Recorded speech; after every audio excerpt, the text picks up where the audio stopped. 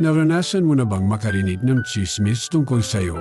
Yung tipong, wala ka naman ginagawang masama, pero parang ang dami nilang alam tungkol sa'yo.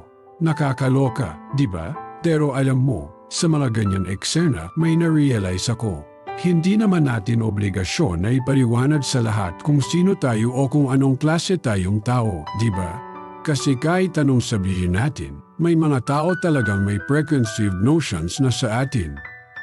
Parang may default settings na sila sa atin na kahit anong gawin natin, yun pa rin ang paniniwalaan nila. Kaya sabi ko sa sarili ko, bakit pa ako magsasayang ng oras at energy ko para i-please sila o patunayan kung sino ako? Kung ayaw nila sa akin, okay lang. Hindi naman lahat ng tao magkakasundo, di ba? Kaya kung ayaw nila, di wag. Basic lang yun. Sorry, kahugot, mas mahalaga na alam mo kung sino ka at kung anong meron ka. Yung opinyon ng iba, bonus na lang yun. Kung gusto ka nila, thank you. Kung hindi, thank you pa rin.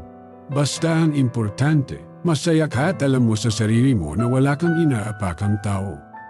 Life's too short para sa negativity, di ba? Cheers sa ating pagiging real at basic.